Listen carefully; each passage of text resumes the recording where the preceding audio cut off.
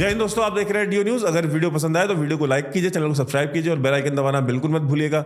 और अगर हमें सपोर्ट करना चाहते हैं तो details pin comment description box और स्क्रीन पे भी फ्लैश करेगी। आप हमें सपोर्ट जरूर करें, आपके सपोर्ट की हमें आवश्यकता है। आपके सपोर्ट के बिना ये चैनल नहीं चल सकता है, ये एक वास्तविकता है।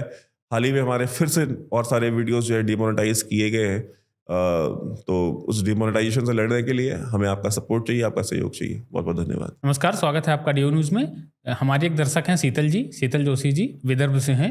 उनका एक व्हाट्सएप पे एक सवाल आया है, तो सबसे पहले आप वो सवाल सुन लीजिए और फिर उसका जवाब हम वैभव सर से लेंगे। हेलो वैभव सर, राम राम जी।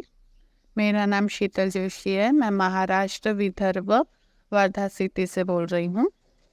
मेरा प्रश्न ये है कि पिछले 10 वर्षों से बीजेपी की गवर्नमेंट है, केंद्र में भी और कई राज्यों में भी, फिर अभी तक उन राज्यों के मंदिरों को मुक्त क्यों नहीं किया गया है?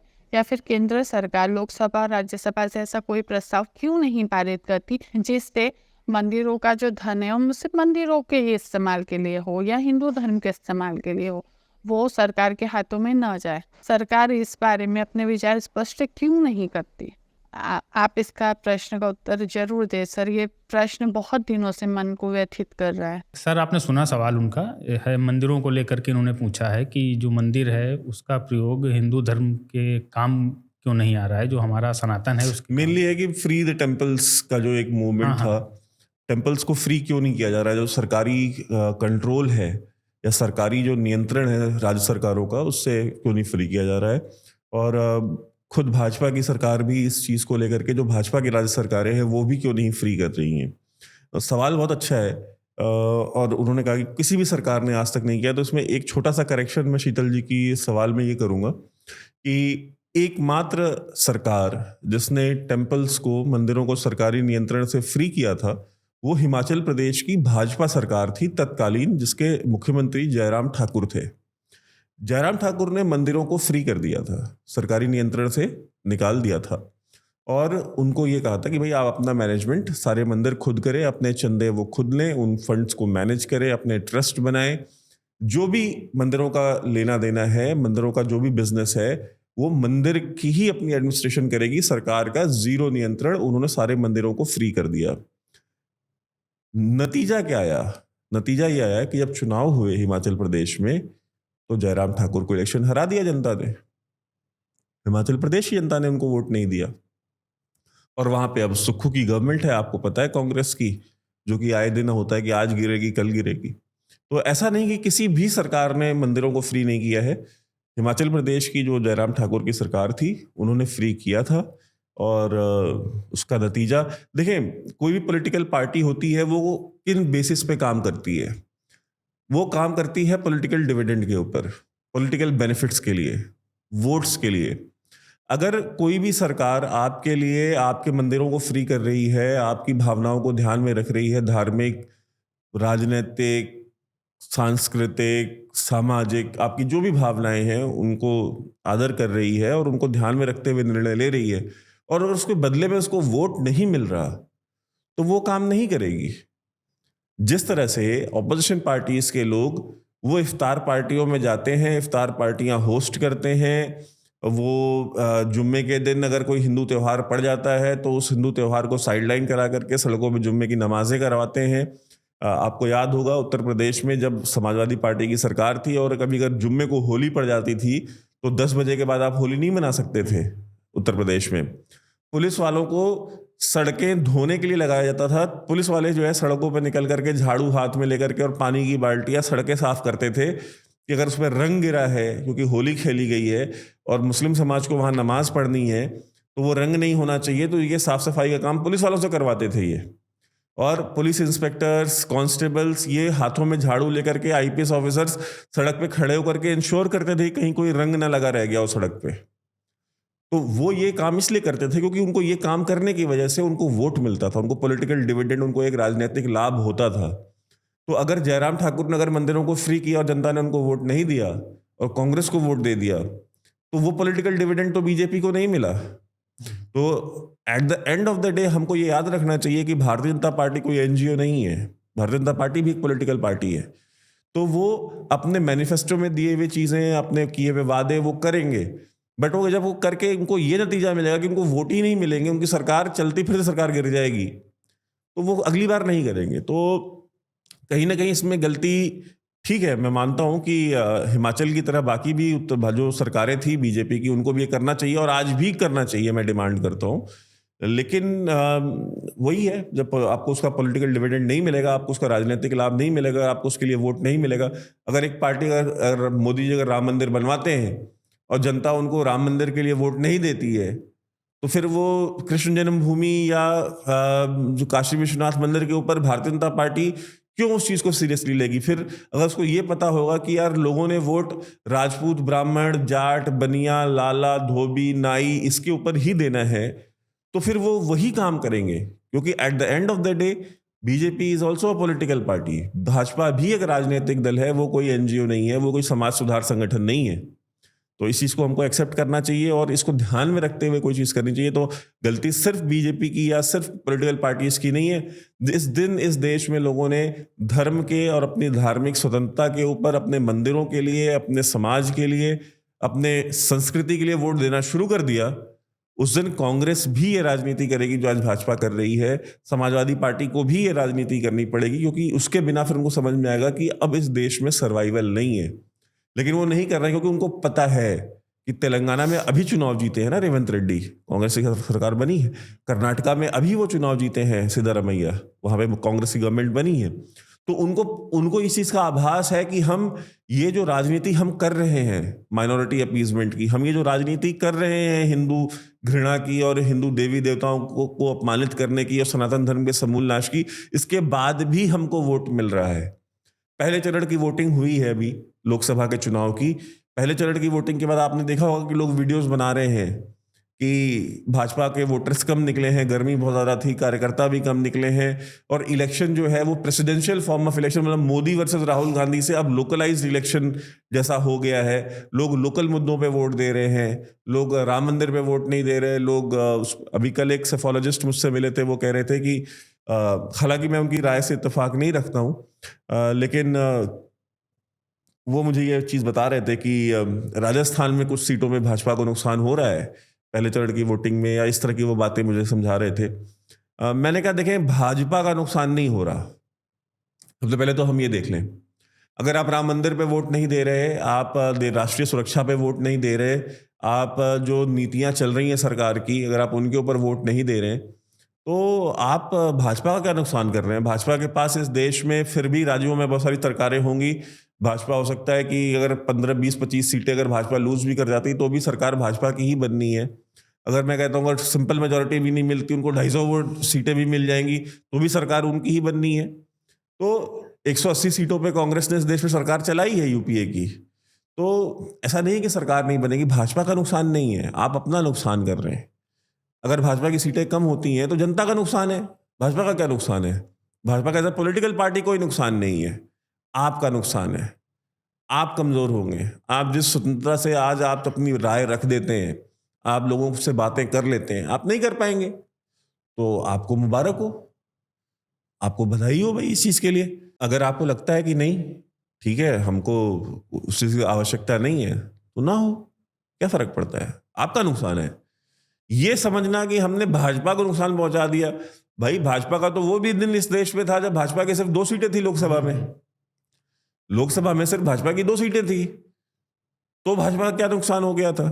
आज भाजपा के पास पूरी मेजॉरिटी है, तो भाजपा का अपना व्यक्तिगत लाभ क्या हो रहा है? मोदी जी का अपना पर्सनल क्या लाभ है? कोई लाभ नहीं है।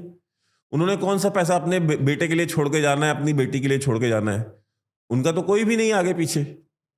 तो ये हम अपने दिमाग से, अपने मस्तिष्क से ये निकाल दें कि भाजपा का नुकसान हो रहा है। तो मैंने उनको ये चीज़ समझाई, जो सेफोलॉजिस्ट कल मिले थे।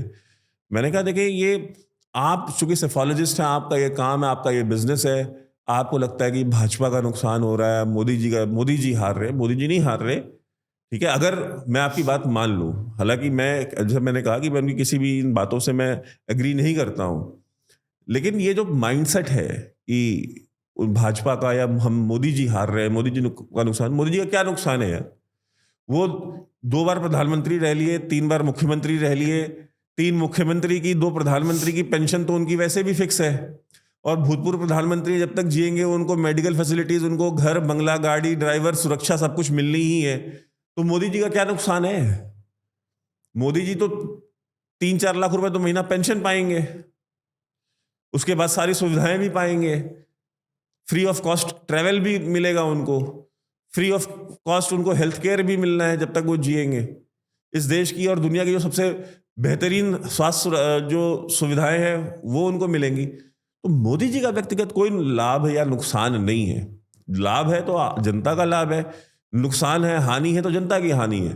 तो इस चीज़ को हमको दिमाग में रख करके कोई भी इस तरह की बात करनी चाहिए।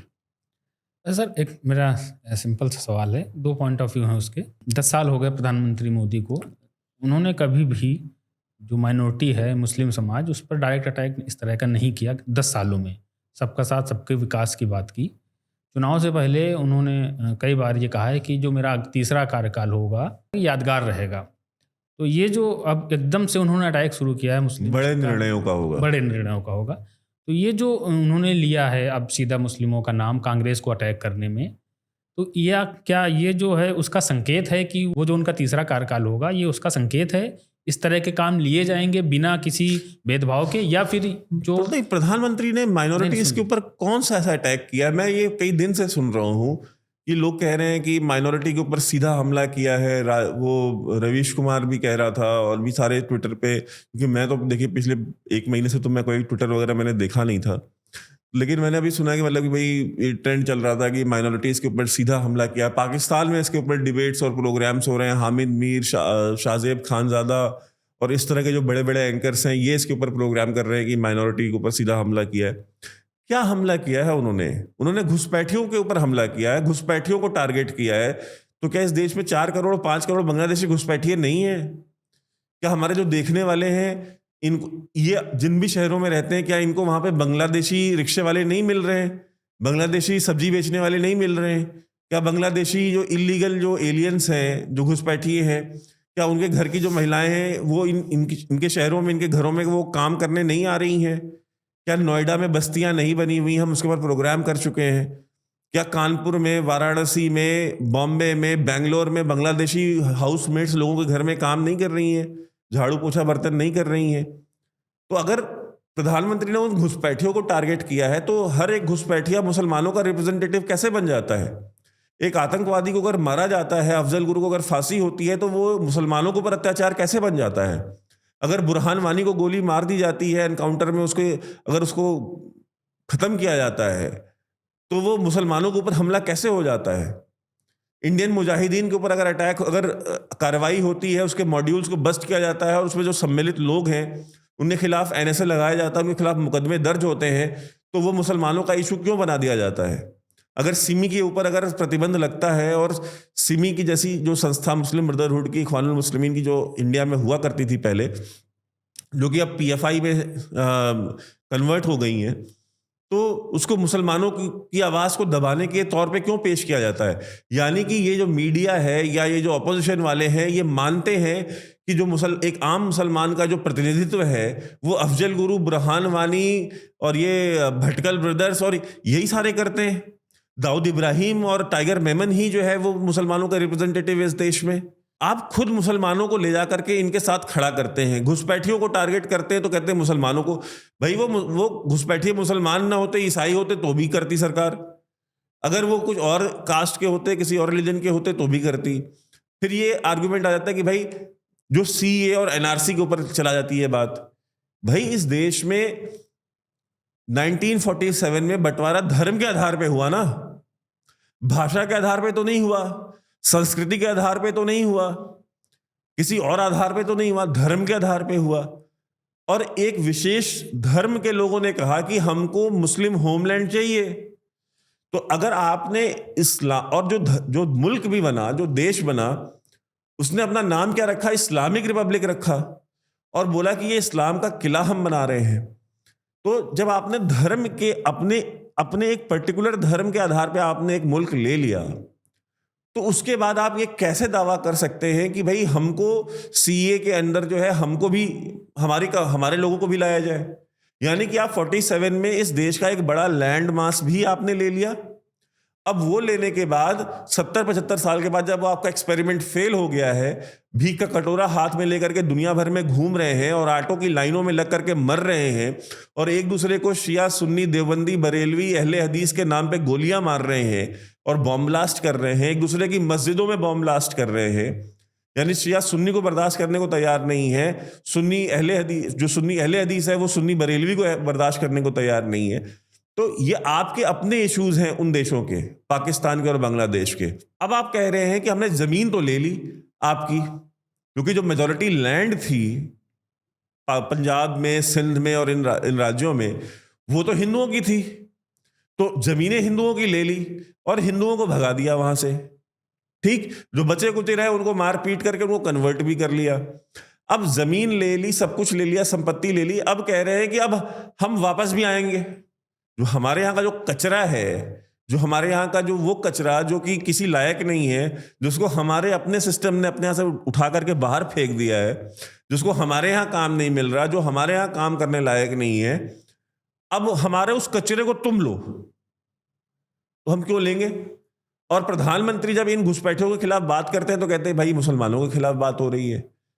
तो या उन घुसपैठियों के साथ मुसलमानों को मोदी जी तो नहीं जोड़ रहे, वो तो जिसका विरोध करने वाले हैं वो जोड़ रहे हैं। वो बता रहे हैं कि भाई ये जो मुसलमान जो घुसपैठिए हैं ये इनके प्रतिनिधित्व हैं, इनके प्रतिनिधि हैं जो भारतीय मुसलमान हैं। लेकिन अब इतना अच्छा काम किया मोदी जी ने, राम मंदिर 370 धारा हटाने जैसे इतने सारे बेहतरीन काम हैं जिनके नाम पर वोट लिया जा सकता है, तो ये मुस्लिम, हिंदू मुस्लिम और ये पाकिस्तान की एंट्री जरूरी होती है। घुसपैठियों को टारगेट करना कैसे एंटी मुस्लिम हो गया, मुझे ये चीज समझ में नहीं आ रही है। भाई क्या अमेरिका में, क्या यूरोप में, क्या ये देश जो है जो इलीगल जो घुसपैठिए हैं, क्या उनको अपने यहाँ एसिमिलेट कर रहे हैं? क्या हाल ही में यूके में ऋषि सुनक ने यह स्टेटमेंट नहीं दिया कि जो अफ्रीका से आए हुए जो इलीगल घुसपैठिए हैं उनको वो हवाई जहाज में बिठा करके वापस नहीं भेज रहे अफ्रीका? ज्यादा पुरानी बात नहीं कर रहा हूं, 3-4 दिन पहले की बात कर रहा हूं। तो ये बीबीसी, अल जजीरा ने कितने प्रोग्राम किए ऋषि सुनक के इस इनिशिएटिव के ऊपर? यूके से उठा करके जो अफ्रीकी इलीगल घुसपैठिए हैं जब उनको भेजा जा रहा है तो उसके ऊपर ये चुप रहते हैं। और ये लिबरल्स भी इंडिया में चुप रहते हैं, जो सो कॉल्ड लिबरल है, क्योंकि ये नाम के लिबरल हैं, ये लिबरल कुछ नहीं है। एक्चुअल में अगर कोई लिबरल है तो वो हम हैं, ये नाम के लिबरल हैं। क्या इन्होंने कभी ऋषि सुनक को क्रिटिसाइज किया है? कहते हमको ऋषि सुनक से क्या लेना देना, हमको यूके से क्या लेना देना, हम भारत की बात करेंगे। तो फिलिस्तीन में तुम्हारे फूफा रहते हैं कि फिलिस्तीन के ऊपर बात करते हो यहाँ पे? भाई तुमको अगर ऋषि सुनक पे बात नहीं करनी, तुमको जो बाइडेन पे बात नहीं करनी, अमेरिका जो बॉम्बिंग करता है मिडिल ईस्ट में, हजारों लाखों मुसलमानों को मारता है और करोड़ों मुसलमानों को रेफ्यूजी बनाता है अलग अलग देशों में, तुम उसके ऊपर क्रिटिसिज्म नहीं करते हो। चाइना को बाप बना के घूमते हैं, चाइना को अपने सर पे बिठा करके जो है घूम रहे हो।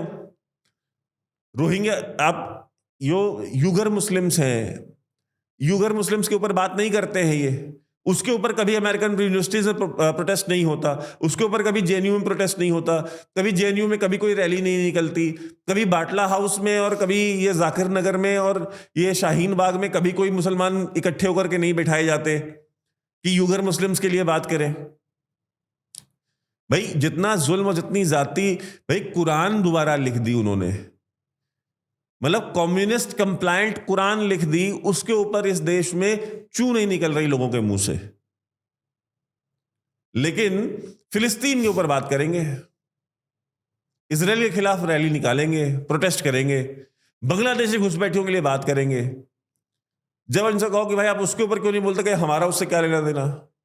भाई आपका लेना देना तो मिडिल ईस्ट तक है लोगों से, इजराइल तक आप जाकर के अपना लेना देना दिखा रहे हो।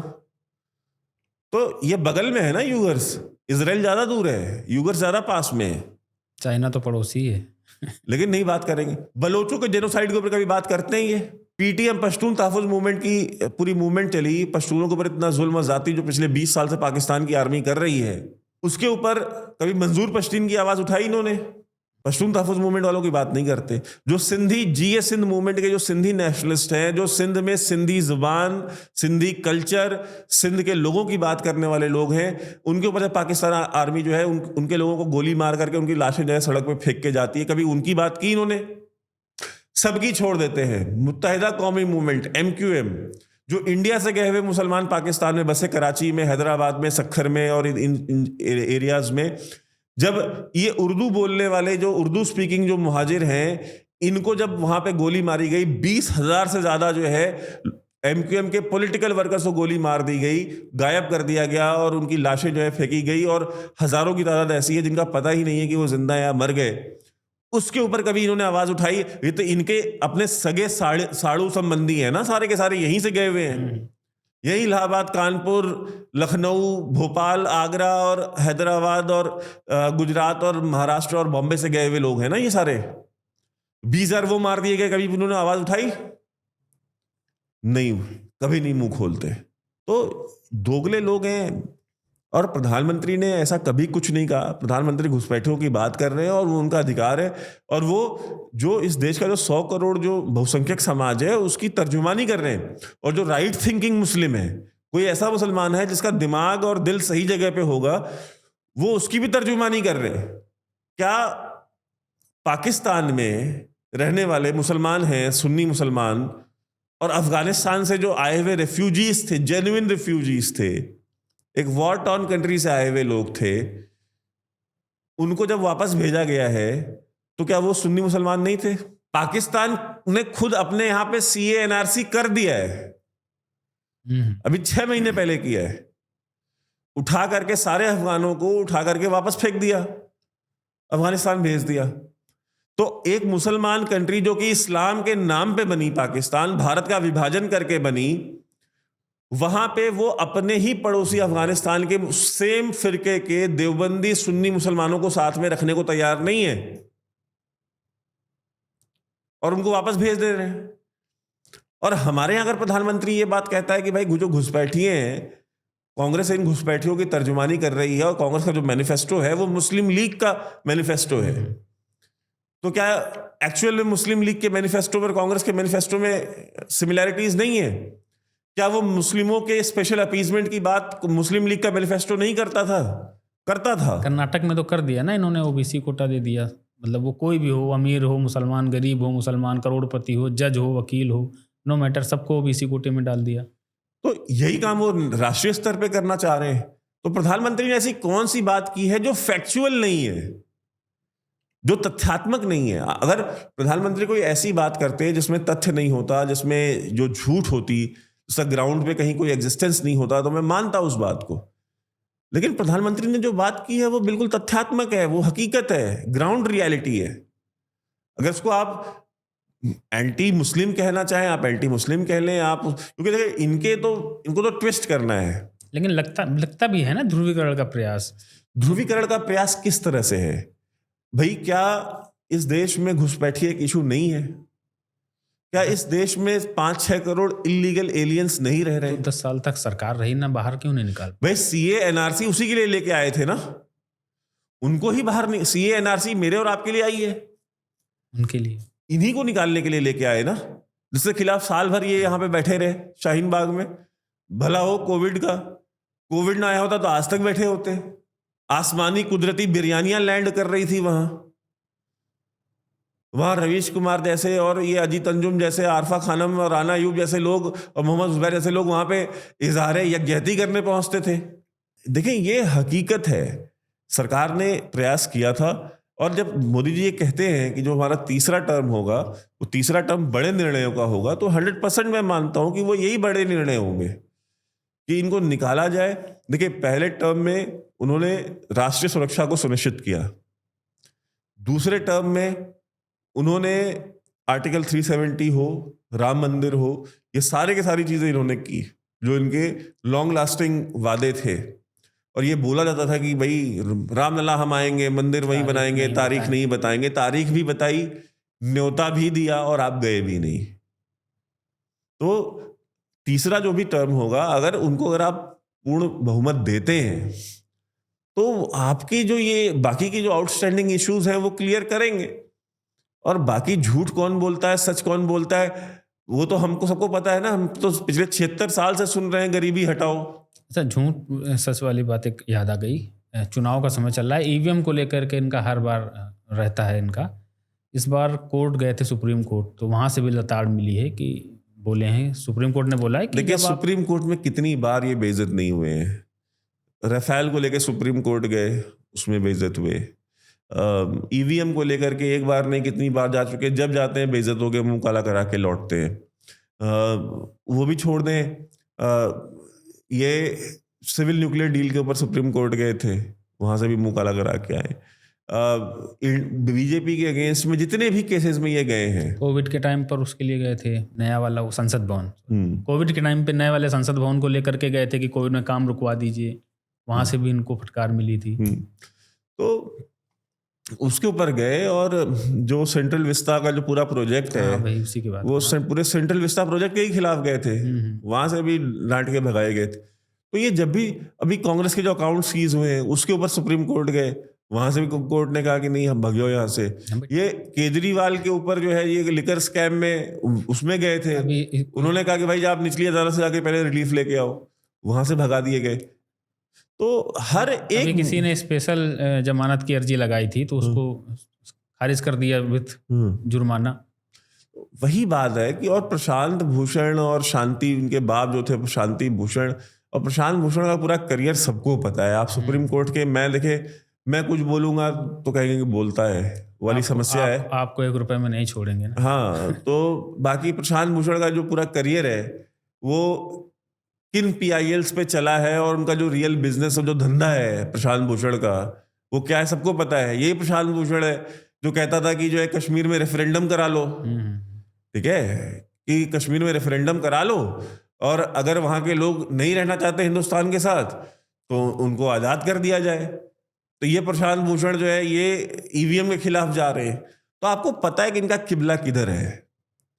ये जो भी पूजा करते हैं, नमाज पढ़ते हैं, जो भी करते हैं, भगवान जाने क्या करते हैं, तो ये किधर की तरफ देख करके और किधर सजदा करके करते हैं, इनका सबको पता है। और ये कुछ भी कर ले, सरकार तो इनकी नहीं बन रही।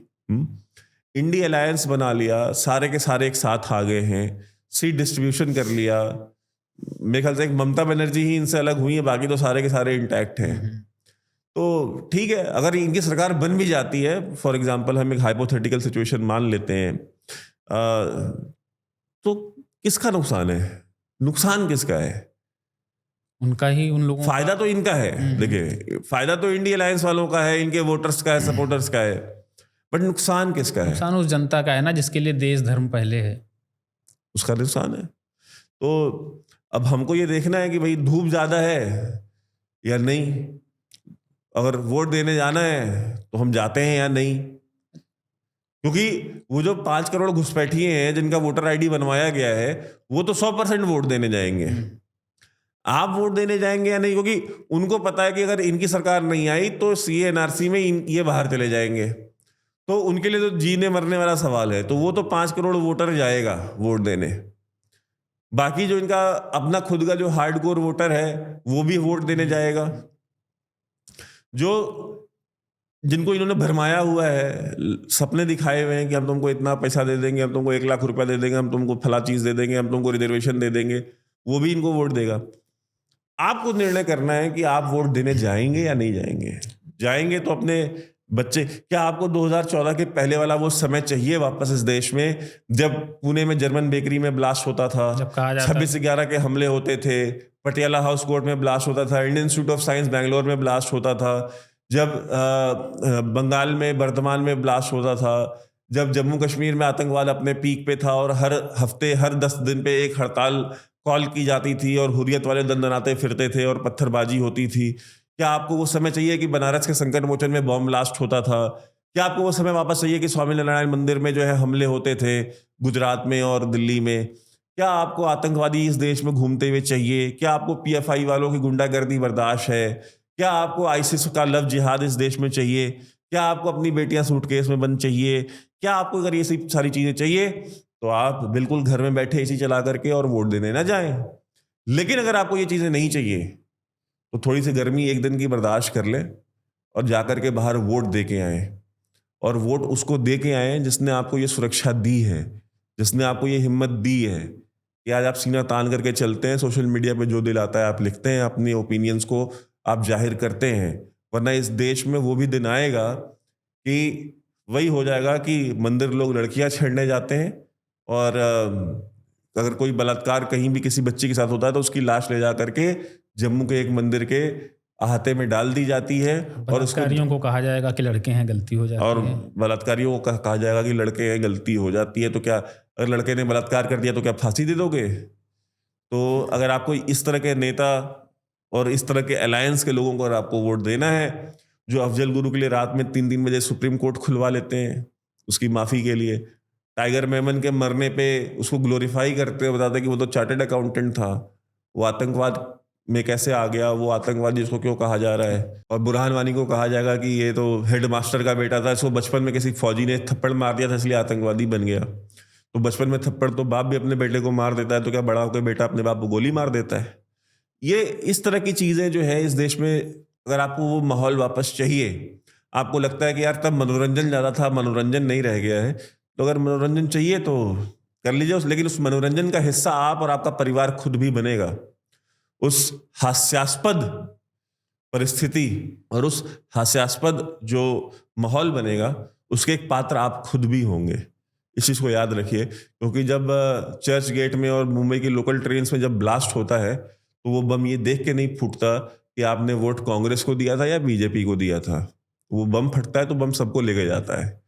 तो वो बम धमाकों का वो जो माहौल था इस देश में और आतंकी हमलों का अगर आपको वापस चाहिए तो आप बिल्कुल दें इनको वोट भाई, खुलेआम दें, खुल के दें और 2/3 मेजोरिटी दे दें। देखिए, मैं इन चक्करों में नहीं पड़ता कि आप किसको वोट देते हैं, आप किसको वोट नहीं देते हैं, आप भाजपा को वोट दीजिए, मत दीजिए वोट। मैं कोई भाजपा का ना कार्यकर्ता हूं, ना मैं भाजपा का कोई वो हूं कि भाई मैं भाजपा के लिए यहाँ पे बैठ के लॉबिंग करने बैठा हूं। नहीं, आपको कांग्रेस को देना, आप 2/3 मेजोरिटी दीजिए। आप भुगतेंगे, आपका परिवार भुगतेगा, हमें क्या टेंशन है भाई? फिर हम भी भुगतेंगे ना, मतलब हम सारे मिलके भुगतेंगे। तो दें वोट, मुझे कोई फर्क नहीं पड़ता है, मैं इन चक्करों में पड़ता ही नहीं कि वो जनता भाजपा को वोट दे रही है नहीं दे रही है, कहीं कांग्रेस को तो नहीं जीत रही है। जीत जाए यार कांग्रेस, मेरी बला से वो समाजवादी पार्टी जीत जाए, वहाँ तमिलनाडु में डीएमके जीत जाए, AIDMK जीत जाए, वहाँ उद्धव ठाकरे जीत जाए, वहाँ ममता बनर्जी जीत जाए, इस देश के सारे 28 राज्यों में। क्योंकि कहते हैं ना कि लगेगी आग तो आएंगे कई घर जद में, इस मोहल्ले में सिर्फ हमारा मकान थोड़ी है। तो फिर जलेंगे तो सबके घर जलेंगे ना। तो इस देश में जितने राज्य हैं सारे राज्यों में कांग्रेस की गवर्नमेंट आ जाए और सेंटर में भी 2/3 मेजोरिटी से कांग्रेस की गवर्नमेंट आ जाए, मुझे क्या फर्क पड़ता है? क्योंकि सफर तो सारे साथ में करेंगे, जब सारे ही करेंगे तो फिर दिक्कत ही क्या है? कोई दिक्कत कोई नृप हो हमें कहानी। हाँ, हमें कोई दिक्कत नहीं है। और ये कहना कि प्रधानमंत्री सांप्रदायिकता कर रहे हैं, ये कर रहे हैं, इस देश का अगर राइट विंग से पूछे तो राइट विंग की कंप्लेन है कि प्रधानमंत्री सांप्रदायिकता नहीं कर रहे हैं, प्रधानमंत्री अपीजमेंट कर रहे हैं, प्रधानमंत्री इनको स्कॉलरशिप दे रहे हैं मदरसों को। उनकी कंप्लेन ये है, उनकी कंप्लेन ये है कि प्रधानमंत्री को जितना रेडिकल प्रधानमंत्री वो चाहते थे उतना रेडिकल प्रधानमंत्री वो बन नहीं रहे हैं। तो शिकायतें सबकी हैं, सबकी रहने दीजिए, बट ये ऐसा कभी नहीं होगा कि प्रधानमंत्री जो है वो, देखिए प्रधानमंत्री 140 करोड़ लोगों के हैं और इन 140 करोड़ लोगों में वो 5 करोड़ घुसपैठिए नहीं आते हैं। 100 की सीधी एक बात है, क्योंकि वो हमारे नागरिक नहीं है, वो बांग्लादेशी हैं, वो रोहिंग्या है। तो जहाँ से आए हैं वहाँ जाएं, उनके खिलाफ प्रधानमंत्री को भी बोलना चाहिए, गृह मंत्री को भी बोलना चाहिए, हमको, आपको और हमारे देखने वाले सारे दर्शकों को बोलना चाहिए। इस देश में हर किसी को विरोध करना चाहिए। तो ऐसा नहीं है कि प्रधानमंत्री ने कोई सांप्रदायिकता की है, उसको सांप्रदायिक बनाया जा रहा है और प्रधानमंत्री को तो 2002 से सांप्रदायिक बनाया जा रहा है। तो बनाने का जो प्रयास चल रहा है वो चलता रहे प्रयास, वास्तविकता की धरातल से वो बहुत दूर है। और लास्ट में आप सभी देखने वालों से, जो हमने आपको पिछले प्रोग्राम में भी बताया था, जो हमने लाइव किया था, आज फिर हम बता रहे हैं, अगर आपके कोई सवाल है तो जो नंबर गूगल पे का और पेटीएम का और UPI का जो नंबर आपकी स्क्रीन पे फ्लैश करता है, उस नंबर पे व्हाट्सएप है, आप उस पर अपना वीडियो क्वेश्चन और अपना ऑडियो क्वेश्चन दोनों भेज सकते हैं। हम ये 2 क्वेश्चंस लेंगे और अपना नाम और अपना शहर ज़रूर बताएं। जैसे आज शीतल जी ने बताया कि वो वर्धा से है और उन्होंने अपना सवाल रखा और हमने उसका जवाब दिया है, और हम आशा करते हैं कि आप भी अपना सवाल भेजेंगे और आपके सवालों के जवाब हम प्रयास करेंगे कि ज़्यादा से ज़्यादा सवाल हम ले सकें और उनके जवाब हम अपने आने वाले प्रोग्राम्स में, क्योंकि अब हम डेली आएंगे तो अपने डेली प्रोग्राम्स में उन सवालों के हम जवाब भी देंगे और एवरी संडे, अभी हमने टाइम डिसाइड नहीं किया, कल वाले प्रोग्राम में हम आपको टाइम बता देंगे। एवरी संडे हम लाइव करेंगे और आपके साथ लाइव जुड़ेंगे। आप लाइव पे भी अपने सवाल कर सकते हैं। आप सभी देखने वालों का बहुत बहुत धन्यवाद। देखते रहिए DO न्यूज़।